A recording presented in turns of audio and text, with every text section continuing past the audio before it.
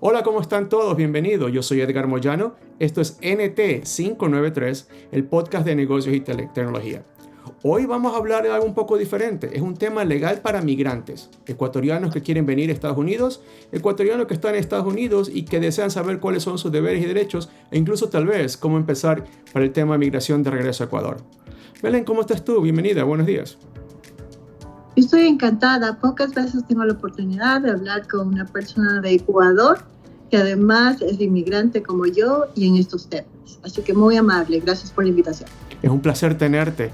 ¿Y te parece? Yo, como te decía al inicio, si bien hablo mucho de tecnología, también me gusta mucho las finanzas. Y lo que me gusta de las finanzas es que podemos ponerles números para que las personas entiendan qué, cómo, cuándo y dónde y por qué justamente la importancia del tema legal. Entonces, ¿te parece si revisamos primero unos números? Y, por ejemplo, estuvimos revisando, y para variar la inteligencia artificial me ayuda mucho.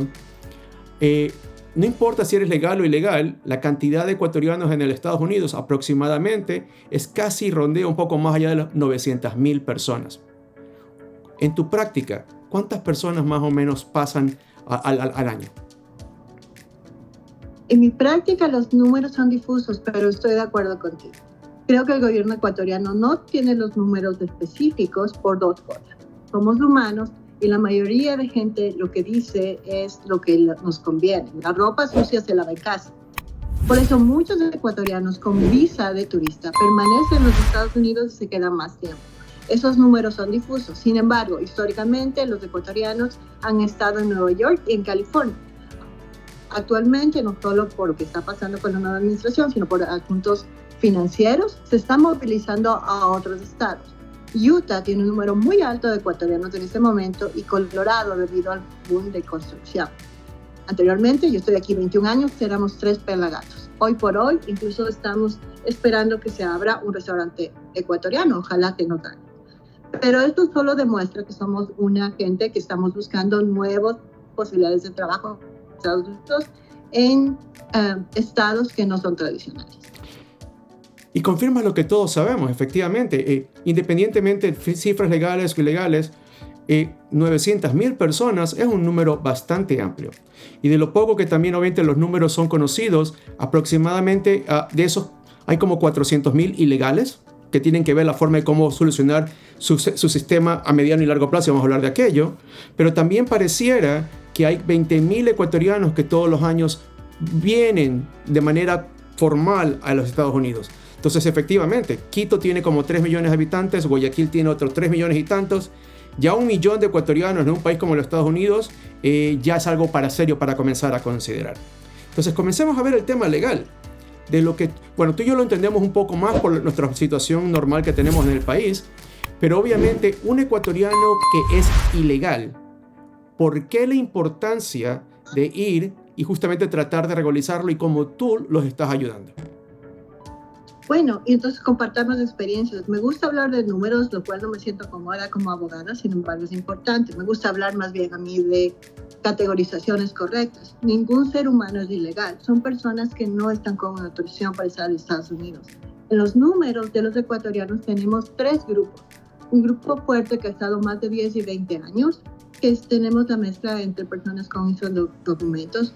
Un grupo que entró durante la administración última del presidente Biden por frontera y están canalizados a la Corte de Migración. Y otro grupo difuso que tenemos con visa de turista que se quedaron calladitos manteniendo incluso empresas. Desde el punto de vista práctico, lo que nos debería interesar en principio son los dos extremos. Tenemos un grupo grande de residentes legales ecuatorianos. Yo recuerdo como hija militar, me da vergüenza decirlo, alguna vez yo escribía Perú con P minúscula porque mi papá era militar. Y a veces los ecuatorianos en Estados Unidos no nos hacemos ciudadanos por una especie de conflicto con nuestra bandera. Nuestra bandera nos permite ser binacionales y en ese momento tienes un retorno mayor de dinero hacia Ecuador.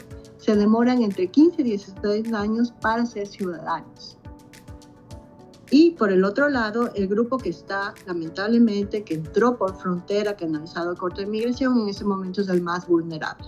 Las posibilidades de deportaciones expeditas o cortas están al día y eso está aplicado para las personas que entraron en los últimos 2 años, que tendrán en un gran grupo que enfrentar la posibilidad de regresar a casa de la manera más digna posible.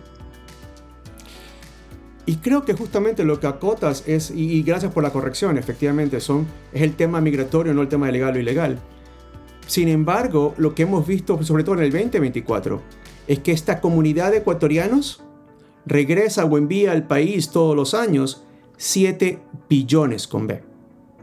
La empresa más grande privada del Ecuador es justamente la cadena de supermercados que todos conocemos, y ellos solamente facturan al año 2,5. Con lo cual, es increíble, pero lo que los ecuatorianos regresamos dinero al Ecuador es sumamente importante. En la economía son 100 billones, 7 billones es el 7%. Entonces me imagino que desde el punto de vista legal, o sea, el ambiente legal tanto de Estados Unidos como el ecuatoriano, tiene que haber un sinnúmero de beneficios para poder corregir esa situación, y a lo mejor con suerte ese número se hace mucho más grande, beneficia al ecuatoriano de Estados Unidos y obviamente a las familias de regreso en el Ecuador. ¿Cómo lo ves? Se acercan, te piden ayuda. Cuéntanos un poco cómo es el proceso para estos dos extremos que acabas de mencionar y los beneficios que puedan tener. Yo creo que lo veo con optimismo y un poquito de tristeza, pero me quiero ir al optimismo. ¿Por qué? El ecuatoriano lamentablemente ha sido batallado por información que no es fiable. Y no se trata de corregir, se trata de ir cambiando wordings, vamos a hablar en Spanglish, ¿no es cierto?, hacia lo que queremos presentar al gobierno ecuatoriano y aquí al gobierno de los Estados Unidos. El ecuatoriano, si hablas de 5 billones de retorno de toda esta comunidad maravillosa, inmigrante y empoderada, si es que solamente hablas de un ecuatoriano que en este momento está viajando 3 meses a quedarse en Manta y viniendo a los Estados Unidos para escaparse del invierno, que logre la ciudadanía de los Estados Unidos, vas a tener un retorno mayor, porque en ese momento el ecuatoriano ya no va a venir tan seguido a Estados Unidos y todo su retiro lo va a poder concentrar en Ecuador. Tú sabes de números, multiplícalo por cuántos ecuatorianos tenemos. Al mismo tiempo, en Corte de Migración, el problema que tenemos es que los interinos ecuatorianos se han sofisticado en los Estados Unidos, al punto que la mayoría de nuestra gente que está en Corte de Migración ha sido vulnerada por mala información de estos interinos sofisticados, y con frecuencia son estas personas las que han preparado aplicaciones especialmente de asilo. El asilo logísticamente ha permitido por muchos años, la ley es la misma, que nuestros clientes puedan tener un permiso de trabajo 150 días después de enviado el asilo. Sin embargo, en Corte de Migración es un animal tan complejo que algunos ecuatorianos tienen ese permiso de trabajo, otros no. Está comprobado en Estados Unidos que una persona con permiso de trabajo tiene la capacidad económica de subir sus ingresos en un 35%. Ese porcentaje no ha cambiado mucho, se hizo el estudio en la época del presidente Obama. Nuestros connacionales que incluso van a tener que regresar al Ecuador porque lamentablemente, aunque se entiende la retórica humana, eso no es así. El hecho de que no puedas conseguir trabajo porque tienes más de 50 o porque perteneces a ciertos grupos se entiende humanamente, pero eso no es así lo legal. Pero si por lo menos tendrían ese permiso de trabajo que no pueden acceder porque es muy complejo estar frente a la Corte de Migración, estarías hablando de una persona que regresa después de 2 o 4 años con un mejor ingreso. Y ahí lo que yo veo es que lamentablemente las personas están confundidas y están yendo o no saben cómo realmente confirmar que están hablando con abogados especializados. Entonces me gustaría hablar de eso, porque realmente ese es el problema. Somos muy ingenuos o muy humildes y no pedimos credenciales. ¿Cómo saber si estás hablando con un abogado? ¿Cómo sabes que yo soy abogada de migración? Simple. Tenemos 3 puntos importantes. Cualquier abogado especializado en migración va a estar en una base de datos de la Asociación de Abogados de Inmigración de los Estados Unidos. Esto es una especialidad. Pese a ser ecuatoriana, yo no puedo dar ejercicio apropiado a ninguna persona de cualquier contrato en Ecuador. Yo no soy especialista en esta área. Entonces, todos los abogados de inmigración se ponen el nombre y después te voy a pasar el link para que lo podamos compartir. Y de esa manera se sabe que esa persona es especialista. Segundo punto, si es que buscas mi nombre en la Corte Suprema de Colorado, que es donde yo resido y donde estudié en la Escuela de Derecho y donde pasé el examen en la barra, no solamente vas a ver mi nombre registrada como abogada de migración, y eso pasa con todos mis colegas, sino también los años de ejercicio y si es que ha habido algún tipo de amonestación disciplinaria. Los abogados en Estados Unidos, a diferencia de nuestros colegas fuera de los Estados Unidos, tenemos incluso que pagar un seguro de mala práctica, ¿ok? Porque como cualquier médico, lamentablemente podemos tocar vidas y nos podemos equivocar. Entonces, eso le debería dar más tranquilidad a la persona. Tercero, es increíble cómo existe un desconocimiento, y no sé si te pasa a ti, pero yo me sorprendo cada vez que voy a Ecuador de cómo se realizan los negocios de una manera maravillosa por medio del WhatsApp. Mientras en mi mundo legal nosotros le tenemos nervios al WhatsApp. Y he visto con pena que muchas personas están pagando servicios, entre comillas, legales, sin un contrato, transacciones bancarias, ni investigación si es abogado o no, y donde todo lo que es demasiado bonito para ser cierto, no es bonito al final. Entonces son tres cosas que me parece que son importantes, porque el cliente tiene derecho a escogernos. Somos muchos, bilingües, lo que tú quieras. Hay personas que prefieren un abogado anglo y está bien. Mi mejor amiga es abogada de migración, se llama Kelly Ryan, y ella dice, hay algunos y habla español. Entonces dice, algunas personas van a escoger a mí, algunos van a querer con la abogada latina. Eso ya es el cliente, pero el cliente tiene que también saber cómo identificar que está hablando con el experto adecuado. Eso es lo que me preocupa con nuestra comunidad. Entonces creo que es bueno, y efectivamente, entonces a los que nos están viendo, aquí van a estar las coordenadas de cómo comunicarse con ella. Háganle un favor ecuatoriano y compártanlo. Sigamos con la conversación y veámoslo de dos maneras. Primero hablemos del ecuatoriano que quiere venir a los Estados Unidos por razones económicas. Creo que justamente son viables, son todas buenas. Tú y yo nos beneficiamos del sistema y obviamente queremos que más ecuatorianos, dadas las condiciones normales y regulares, lo pudieran hacer. El otro tema que está surgiendo últimamente, obviamente el tema de la seguridad. Y obviamente seguridad es vital en el Ecuador, hay cierto tipo de desafíos. Entonces es muy entendible, sobre todo cuando tienes una familia, tienes hijos pequeños, que dices, necesitamos algo diferente para ellos. Ya no solamente el tema económico, ¿no? Cómo proteger a tu familia. Y obviamente en Ecuador lo que más en este momento son chicos. Entonces si soy una persona que vive en Ecuador, y obviamente ya sé cómo ubicarme contigo, ¿cuáles son los pasos que después debes seguir? Ya se comunica, cuánto tiempo, obviamente hay procedimientos, hay dinero. Explícale un poco al ecuatoriano que quiera salir del Ecuador, cómo hacer las cosas bien, o incluso, tú y yo lo entendemos un poco mejor que ellos, el tema de asilo o de seguridad mental. Creo que es muy viable para un ecuatoriano porque para bien o para mal las noticias están en la red.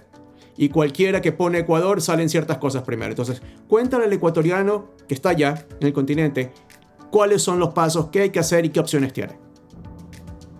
El Organismo Internacional de Migraciones detectó hace más o menos 2 años, no he revisado las estadísticas, que más del 70% del país quería salir de Ecuador. En mis tiempos, cuando vivía en Ecuador en el 2000, ¿no es cierto? Todo el mundo se fue a España e Italia. Yo creo que no hay que ser negativos, pero creo que tenemos que estar también acostumbrados a oír la verdad. Entonces, hablemos de seguridad primero, porque esto ha provocado una crisis en el sistema migratorio de los Estados Unidos y puede ser una crisis familiar. El asilo, humanamente, Edgar, como inmigrantes lo entendemos, ¿cierto? Yo tengo 53 años, mi amiga del colegio me dice, chica, yo era azafata de TAME cerró y ahorita he venido cada verano a cuidar niños en Estados Unidos para tratar de mantener la clase media, tirando a subterráneo, decían. Me acuerdo, había un teatro en Quito donde decían eso. ¿Qué es lo que pasó con esta chica? La realidad es un caso ejemplo, es una clase media que está tratando de sobrevivir. El problema es el siguiente, si es que y es un ejemplo, ¿no es cierto? Si es que esta persona es como la mayoría de ecuatorianos que tenemos miedo de que te sacas los aretes, cuidado con la billetera, ya tenemos miedo, mucho más que en los 80 y los 90. Lamentablemente, eso no es equiparable a asilo. Eso no es asilo. Nos duela, no hay opciones, ya tenemos 50, no hay posibilidades de trabajo. Eso lo podemos entender con un cafecito con humitas, pero legalmente eso no es asilo.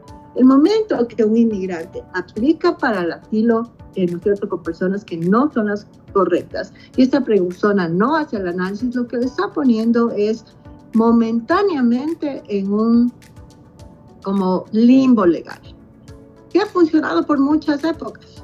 Seamos honestos, ¿no es cierto? Tenemos mucha gente que ha abusado del sistema.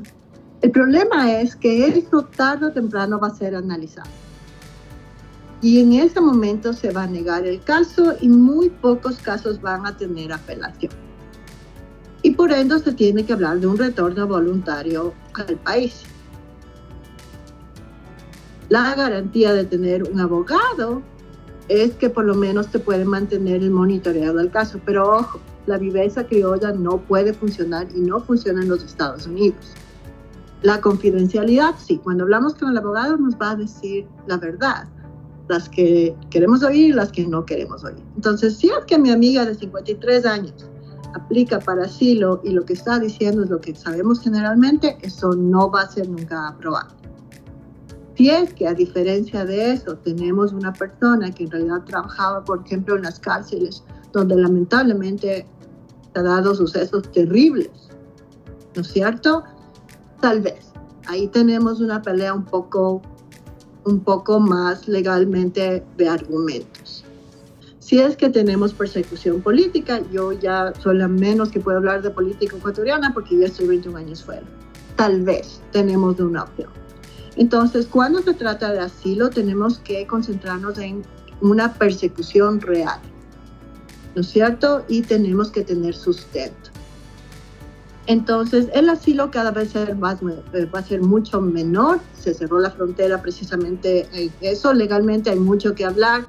No estamos siguiendo las reglas de nuestros acuerdos internacionales, pero esa es la posición de esta administración y eso tiene como propósito disminuir los casos de asilo. ¿Quiere decir que no tenemos asilo? No. Quiere decir que muy pocas personas van a tener la posibilidad de aplicar para asilo. Y desde el punto de vista legal, por lo menos los abogados vamos a encargarnos de casos que veamos más opción, ¿no? Lamentablemente, un secreto a voces en la televisión, alguien asesinó al novio de la persona que estaba en los medios de comunicación, ¿no es cierto? Algo le pasa a algún miembro importante de la política, tenemos la posibilidad de decirlo. Entonces ahí, ¿qué es lo que hace un ecuatoriano como nosotros? Pues mi amiga, yo le preguntaría luego, oye, ¿tienes parientes aquí en Estados Unidos? ¿Cómo es la vida? Este caso es semi-real, lo que voy a decir sí es real. El papá de mi amiga es ciudadano de los Estados Unidos. Ciudadano de los Estados Unidos que nunca mandó las peticiones. Porque nunca nos imaginamos que Ecuador iba a estar como estamos hoy. Entonces, todos tenemos algún primo, algún familiar en los Estados Unidos. ¿Los primos nos pueden ayudar? No. Nos pueden ayudar papá, mamá, esposo, esposa o hermanos. Pero hay que mandar las peticiones. Yo siempre lo veo, tengo mi profesor, se llama David Simmons, y él siempre me dice, no, Belén, ¿para qué voy a mandar las peticiones si esa residencia va a llegar 20 años más tarde? Sí. Mi colega, mi profesor está casado con una señora de México y para México el castigo es terrible, ¿no? 20 30 años. Para Ecuador no es una maravilla, ¿no? Por eso no le ves a mis hermanos aquí conmigo. Pero por lo menos es una apuesta al futuro de la reunificación de nosotros como familia y de nuestros sobrinos, ¿no? Para que nuestros sobrinos tengan una mejor posibilidad, no sé si de vida, pero una posibilidad de apertura de moverse en el mundo. Entonces existe mucha comunidad ecuatoriana que no ha mandado esas peticiones. Entonces vamos revisando un poco, porque creo que otra vez, para los ecuatorianos que cuando vivimos en Ecuador entendemos el contexto de qué se puede, qué no se puede y la ayuda que se puede también obtener, que en los Estados Unidos desgraciadamente es en medio nada más, es blanco y negro y las definiciones son muy importantes. Entonces, lo que tú le has dicho y has compartido el día de hoy, y millón gracias por aquello, asilo tiene unas consideraciones muy específicas. muy específicas. Que tienen que ser probadas, determinadas, documentadas y que van a ser seriamente investigadas específicamente a partir de ahora por el gobierno actual que está en los Estados Unidos. Sigue siendo una opción, pero obviamente hay unas reglas bien estrictas, lo cual es bueno y es bueno que los ecuatorianos sepamos aquello. Lo otro que también dices es muy cierto. Muchos ecuatorianos estamos acá y tenemos, como bien dices, familia de regreso. Es mejor empezar el proceso bajo la regla que tú has mencionado. Papá, mamá, hermano, esposos. Empezar el proceso porque toma tiempo. Entonces, hay que hacerlo y también hay un proceso bien documentado que imagino que lo vamos a poder ver en tu página web y que los tienen que seguir. Hablemos de otro caso un poco, porque hay dos casos más interesantes que sería bueno revisar. Insisto, primero de Ecuador para acá y luego hagamos de Ecuador para de regreso. Inversionistas. Para bien o para mal, al tener una economía dolarizada, la capacidad de ahorro del país subió, personas subió, y hoy sobre todo, al señor Trump y al gobierno actual le gustan mucho los inversionistas. Cuéntanos desde el punto de vista de migración, un potencial inversionista ecuatoriano que quiera venir y abrir negocios acá, ¿qué opciones tiene? ¿Cómo funciona? ¿Qué montos? ¿Tiempos? Bueno, y antes de eso te voy a deber la base de datos para encontrar que somos abogados, todos los abogados de migración. También te voy a dar una página que es la única que recomiendo en el mundo donde el TikTok es la mejor información. Es uscis.gov, donde se va a encontrar todas las visas disponibles en el sistema americano y es emitido por el gobierno y está en inglés y en español. O sea, no hay dónde correr. Es el único lugar donde yo mando a la gente para revisar. ¿Ok? Entonces vamos al otro mundo. Ventajas de Ecuador, mundo dolarizado. Y además tenemos una academia muy buena en Ecuador. Yo sí creo que las universidades son magníficas. Claro, ya ahora se han multiplicado. Desde mi tiempo solo era la Católica de Central. Pero volviendo al tema, ahí tienes inversionistas, tienes profesionales, tienes EB2, EB1 y también tienes la posibilidad de que exista la posibilidad de contratación de profesionales en Ecuador sin moverse de Ecuador desde Estados Unidos. Cuando se trata de los asuntos de inversionistas, no les veo como algo inmediato, sin embargo, incluso de manera personal, conozco a una amiga que se puso en Florida, una maravillosa, es una empresa que corta árboles y el esposo no tenía la menor idea del asunto, pero compró el negocio, gente muy empoderada y han pasado 10 años y ellos siguen en Estados Unidos. Pero, seamos claros, esto es una pelea de tiempo. No es inmediato, no te dan la residencia y hay dos tipos de inversión. Una es la de uno de fondos donde existen fondos de inversión donde te piden más de $1 millón, donde tú lo único que haces es depositar. Y en el otro es un poco, es una buena generalización. Me encanta la gente de la costa, son mucho más atrevidos en negocio. No conozco los pormenores de los nuevos restaurantes donde tienen la suerte de comer lo que yo no puedo comer aquí, que es cangrejo y pan de yuca. Pero las franquicias son importantes.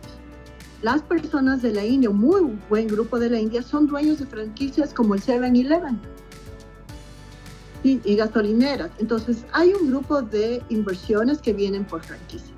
Y hay otro tipo de inversiones donde se crea restaurantes, por ejemplo, o negocios donde hay como se tiene que cumplir una cuota financiera.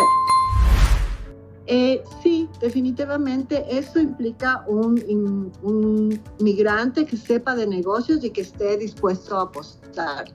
Desde el punto de vista migratorio y sobre todo con estrategia, mucho va a tener que ver la familia, los hijos, ¿no es cierto? Dependiendo de la edad de los hijos, se planteará la mejor estrategia.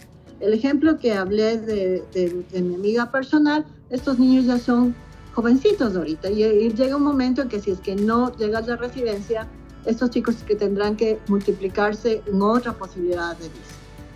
Cuando hablamos de auspicios para el trabajador, hay definitivamente un grupo de profesionales que son muy codiciados. A partir del COVID se multiplicó los auspicios de enfermeras y médicos y los asuntos técnicos, ¿no es cierto? Ingenieros, profesores, investigadores.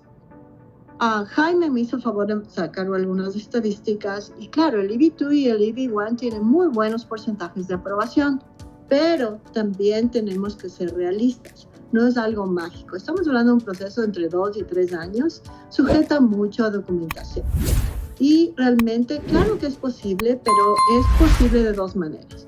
O gente estupenda, que yo creo que en Ecuador habemos muchos, o gente que necesita refinar un poquito más su resumen, ¿no es cierto? Tenemos muy buenas maestrías en Ecuador, tenemos asuntos que no sé, a veces las decoraciones funcionan muy bien en inmigración porque tenemos que documentar. Entonces, a veces se puede hacer o a veces no esos casos porque la evidencia es muy importante, la evidencia habla. En los Estados Unidos, mucha gente que trabaja en la televisión, ¿no es cierto? Iba a decir Teleamazonas, Telemundo, Univisión, ¿no es cierto? No es sorpresa que encontramos inmigrantes trabajando en estos monstruos de medios de comunicación que tienen la formación en el país de origen y, por ejemplo, han venido para una maestría y después de la maestría un OPT, que es un entrenamiento básico que en el mundo de los números, una maestría te está costando en Estados Unidos entre 50 y 75 mil dólares. Cuando logré esa maestría, conozco a algunos MBAs especialmente que lo que hacen es, ok, invierto esto, que es muchísimo dinero, pero después de ese año tengo la posibilidad de trabajo. Entonces ese año es la recuperación de ese dinero y la posibilidad de lograr el auspicio del trabajador. Claro, no quiero poner, las cosas no son fáciles, y menos con lo último desarrollo de pelea a nivel de Harvard y que ahorita estamos a nivel nacional con las visas de estudiantes. Pero el auspicio del trabajador no es la única posibilidad. Cuando hablas de auspicio del trabajador, estás en visas H1B. Y también hay visas temporales por asuntos técnicos, pero el otro lado de la moneda es el autoauspicio, el dejar de ser humildes y documentar todas las cosas buenas que tenemos. Ahí estás con EB2, EB1, con profesores. Conozco a una profesora maravillosa que es una arquitecta ecuatoriana que ha ganado premios increíbles en Europa. Está ahorita dando clases en una universidad en Estados Unidos. Entonces, si bien las condiciones de esta administración nos tienen nerviosos a todos humanamente, la ley de inmigración no ha cambiado. Nos mantenemos en la ley de 1997 y es posible, pero nada es mágico. Ese es el mensaje. Todo aquel que le ofrezca a una persona un permiso de trabajo en una residencia mañana, no ocurre mañana. Exacto. Entonces, justamente la idea es que las personas, los ecuatorianos, sepan qué es, qué no es. Y creo que lo más importante es, acá, para bien o para mal, las cosas son o blanco o negro. La importancia de saber el proceso y documentarlo es vital, y obviamente el tema de los abogados de migración es muy así. Hablemos de otro caso que justamente después de COVID se dio mucho, porque también lo mencionaste. Personas que están en Ecuador y trabajando remotamente con empresas de Ecuador, de los Estados Unidos. No estás migrando, sin embargo, el trabajo de alguna manera sí, pero estoy seguro que tienen que haber algún tipo de leyes, reglas documentadas de lado y lado. ¿Qué debe esperar un ecuatoriano que quiera seguir un modelo como este? A mí me encanta este modelo porque espero que se multiplique, especialmente porque el mercado de Estados Unidos, y yo no soy experta en negocios, tú eres el experto aquí, se escucha mucho del problema que tenemos, ¿no? Va a venir una recesión, va a ocurrir, no va a ocurrir, y los costos mayores son los de staffing, las personas que trabajan para una compañía. Las compañías pequeñas o de mediana empresa tienen mucho problema con eso, y el mercado bilingüe es increíble cuánto ha avanzado. El mercado bilingüe es uno de los más grandes. Cuando yo vine a Colorado, que no tiene nada que ver con Florida, no escuchabas español en ninguna parte en la ciudad de Denver. Estoy hablando hace 21 años. En este momento, tú te subes al elevador en el edificio donde tengo mi oficina, está en el pleno centro de Denver, y siempre hay alguien hablando español. Eso era inaudito. En mis tiempos de estudiante, nunca existía eso. Entonces, hay más mercado, hay más negocio bilingüe. Y por tanto, las expectativas de una persona en Ecuador, yo creo que sí son posibles de encontrar el empleador correcto. Ahora, vamos a calmarnos en expectativas. Un empleador de Estados Unidos no va a buscar un empleado virtual en Ecuador para mantener los salarios de Estados Unidos. Como negocio vas a querer recortar gastos. Y esto tiene que estar clarito, porque con frecuencia veo eso. Eso es duro. El salario será relacionado a temas ecuatorianos que no son malos. Nosotros tenemos una posibilidad, tal vez en dólares, que es totalmente distinta al resto de Sudamérica. Para muestra un botón, veamos cómo están las cosas en Bolivia. ¿Ok? Entonces sí hay esa expectativa de contratar al extranjero, pero el ecuatoriano también tiene que hacer un análisis real. No le van a pagar como en Estados Unidos. Segundo, la ventaja comparativa de los ecuatorianos es que yo humildemente me quedo sorprendida de lo que el Ecuador logró en los tiempos del COVID. Mientras en Denver, Colorado, nos dábamos contra las paredes porque no sabíamos cómo trabajar virtual, en Ecuador todo el mundo un maestro en trabajar virtual, impresionante. Las oficinas de los abogados de migración, que somos de pequeña y mediana empresa, no sabíamos cómo mandar o cómo tener consultas virtuales, mientras en Ecuador el WhatsApp se utilizaba con normalidad. Entonces, esa es una ventaja. Aquí en Estados Unidos la gente sí se acostumbra a virtual, o por lo menos en donde yo vivo, pero todavía causa problemas. De hecho, las empresas están volviendo a presencial. No al 100%, pero ya está existiendo eso de posibilidad de moverse. Los coworking space están perdiendo personas que se encarguen de estos puestos. Sin embargo, es realmente muy bueno para el empleador tener a alguien que viva afuera, que gane en dólares, que no tengas problema al rato de mandar dinero y que sobre todo también tengas la posibilidad de que todo lo tecnológico, como computadoras y teléfonos, se puede conseguir con tranquilidad en Ecuador.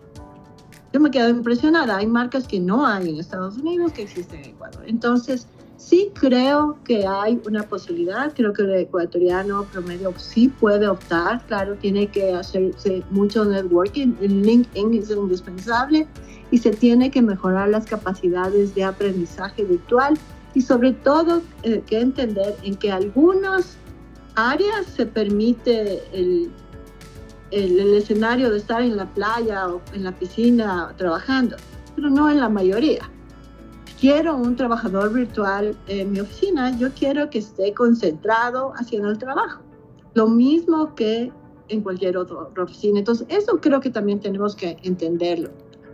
Y para complementar la idea que tú bien dices, aprovechando mi sombrero de negocios, lo que está de moda y se ve mucho, por ejemplo, en California o en la Florida, son lo que solíamos llamar compañías de staffing, intermediarias, que son los que agrupan a estos profesionales que están en el exterior y los ofrecen como servicio a justamente a las grandes corporaciones, y lo que hacen básicamente es validar los datos, el tipo de trabajo, la calidad de trabajo, cómo van a operar, entrenamiento básico para que estas personas como las que estamos planteando, ecuatorianos físicamente en el Ecuador, trabajando con empresas, corporaciones de Estados Unidos, pero a través de estas compañías de staffing. Entonces, a los ecuatorianos que nos están viendo, chequen cuáles son las compañías de staffing más grandes, vean, comuníquense, y obviamente lo que habíamos dicho con Belén al inicio, van a haber preguntas, nuestra abogada de migración va a poder ayudarlos. Hablemos de un caso más que en cambio es justamente lo que tú decías al inicio, el ejemplo de tu amiga, porque es muy común. Una de las cosas, por ejemplo, yo me quedé en la Florida por razones que mis padres están en Ecuador, y es una maravilla tener solamente 4 horas de vuelo sin parar, ir y venir. Yo incluso a veces lo he hecho, me voy un jueves y estoy un sábado de mañana de regreso en Miami. Entonces tenemos nuestras amistades de clase media, la mayoría, que viaja varias veces al año para comprar mercadería y regresarse. Es bueno, ayuda a todos, pero creo que obviamente con lo que está pasando, sobre todo cuando regresas acá a los Estados Unidos, ahora hay cierto tipo de condiciones que deben considerar aquellos para no perder la visa, que es lo más importante. ¿Cómo lo has visto tú? ¿Qué recomendaciones tienes? Obviamente el tema de montos, el monto de carga no creo que no aplica en este momento, pero es justamente qué también está viendo el gobierno americano, personas que entran y salen en un periodo de tiempo. Definitivamente eso es muy importante y estamos al día. De hecho, junio 4, a las 11:35 nos mandaron una notificación de inmigración. ¿Qué es lo que pasó? Lamentablemente en Colorado, en Boulder, hubo un ataque terrorista por una persona que llegó. Esta persona entró con visa de turista y se quedó. Ok, entonces comenzamos la señalización de los inmigrantes y encima más visa de turista. Acaba de salir la noticia. Van a ser mucho más, dice, aquellas personas, contra las personas que permanecen más del tiempo permitido de sus visas y que resultó unas fallas de la administración Biden, ya eso es asunto político. Esta urgente medida se produjo después de lo que pasó ahorita con este individuo, y lo que van a comenzar es buscar a las personas con visa de turistas, y aunque no lo mencionan ahí, ya sabemos en los últimos 4 meses cómo uno se siente más tenso al regresar, al venir a los Estados Unidos con visa de turista, y no queremos detener a esa gente buena que hace muy buen comercio. Ok, entonces, legalmente no ha cambiado la ley. Cuando vengo con visa de turista, debo tener visa B1, B2, es que quiero ir a conferencias. Primera cosa, tuve una llamada el domingo de un amigo abogado que tenía pánico de venir porque no sabía qué visa. B1, B2, conferencias. Ahora, quiero venir para hacer desde vacaciones hasta comprar cosas. Sí, puede venir, esa es la ley no cambiada, pero la visa de turista siempre no tiene nada que ver con esta administración. Ha sido un derecho de entrada con posibilidad de negativa. Para que no nos nieguen la entrada, tenemos que venir en estos días más documentados que de costumbre. ¿A dónde vengo? ¿Cuál es el propósito? ¿Cuál es el dinero que voy a gastar? ¿Y cuál es mi plan de regreso? Y tengo que estar preparado para contestar eso con documentos y con tranquilidad. Siempre en inmigración se habla del cuartito oscuro. El cuartito oscuro es secondary inspection, ¿no es cierto? Cuando el oficial que recibe a la persona tiene dudas, le va a mandar tranquilamente a un cuartito donde le tienen ahí esperando para revisar. El peor problema, lo peor que puede hacer un inmigrante es mentir. Entonces, aquellos que lamentablemente se hayan quedado más tiempo del deseado o permitido van a tener problemas. Entonces, lo primero que tenemos que evitar es tener plazos extensos. Tenemos que venir con un propósito documentado. No hay problema si es que mi hermana me viene a visitar a Colorado, pero se tiene que saber el itinerario, ¿no es cierto? Se tiene que saber por qué. Se tiene que saber la dirección. No creo que tengan problemas las personas que viajan a Estados Unidos 1 o 2 veces al año. Creo que pueden, porque no quiero ser negativa tampoco, pueden tener problemas de aquellos, ¿no es cierto?, nuestros amigos de Guayaquil que viajan continuamente. Yo con sana envidia debería estar por allá, en Colorado, ¿no es cierto?, para ir más seguido. Pero documentación, o sea, el documento que acredite que yo hago esto como una vida normal. ¿No es cierto? Mi RUC de mi empresa, mire, yo he venido todos esos años, yo no, primordial que no nos metamos en problemas aquí. La cerveza está bien, pero en Estados Unidos si es que estamos manejando con una cerveza nos pueden poner un ticket de manejar sin con licor que puede costar entre $15,000 y $20,000, muy doloroso para el bolsillo y posibilidad de que nos quedemos sin visa de turista. Yo creo que documentar, tener un folder con todos los asuntos relacionados a nuestra actividad económica e incluso bien puesto las entradas y salidas, que lo van a tener ellos, pero eso ya se habla de por qué estoy viniendo cada cierto tiempo. Entonces, lo que estás resumiendo básicamente es no mentir, obvio. Entonces, todos son reglas, todo es blanco y negro. Hay que seguir, hay que documentar. ¿Qué pasa? Si llega, porque puede pasar, sobre todo con el tema de reglas en este momento, llega, te llevan justamente a la segunda entrevista. ¿Pueden llamarte? ¿Tienen algún derecho? ¿Pueden hacer alguna cosa? Lamentablemente, cuando entramos a lo que se llama el cuartito negro, el cuarto de la inspección, no tenemos derechos constitucionales y eso es lo más peligroso. Lo que tenemos es que tener la actitud que tenemos los ecuatorianos, primero, o lo que queremos que tengamos los ecuatorianos. Derecho a guardar silencio. Sí, definitivamente, pero derecho a tener el derecho a guardar silencio con los documentos correspondientes, de tal manera que los documentos hablen. Segundo, y no quiero alarmar de ninguna manera, esos son casos especialísimos. Si es que la persona es determinada por inmigración que no tenía realmente la voluntad de venir y quedarse un ratito y regresar, lamentablemente ellos tienen la posibilidad de detener a la persona. Entonces es muy importante guardar tranquilidad porque no estamos escondiendo nada. La mayoría de veces Cuando esto sucede, la persona es detenida y se está hablando de un proceso expedito de repatriación. Ejemplos, ¿no es cierto?, de cuando a veces la gente cree que no está haciendo nada, pero que está yendo en contra de la ley. Y son ejemplos reales. Jovencito, 21 años, viaja a visitarle a la tía y le escribe en el celular a la abuelita: voy a ahorrar todo lo que pueda para comprarme la moto al regreso. ¿Por qué? Porque la tía le había dicho que le va a pagar algunos dolaritos por cuidarles a los hijos. Cuarto de inspección, teléfono celular, autorización de trabajo no tiene, por lo tanto, negado, cancelado la visa turista, regreso sin haber pasado el verano aquí y tampoco haberles cuidado los ojos. Eso es un pago indebido, aunque sea muy coloquial, aunque se hayan hecho por muchos años, legalmente eso es un no. Creo que tenemos mucho para hacer. Perdón, sigue. Sí, perdón. Y el otro caso, solamente para decirte algo que pasa a menudo también, que pasó, que es real, el señor vino con la empleada doméstica y la señorita venía a cuidar a los nietos. Regreso de las vacaciones, le separan y la señorita dice la verdad: yo vine a cuidar a los nietos del señor para el que trabajo.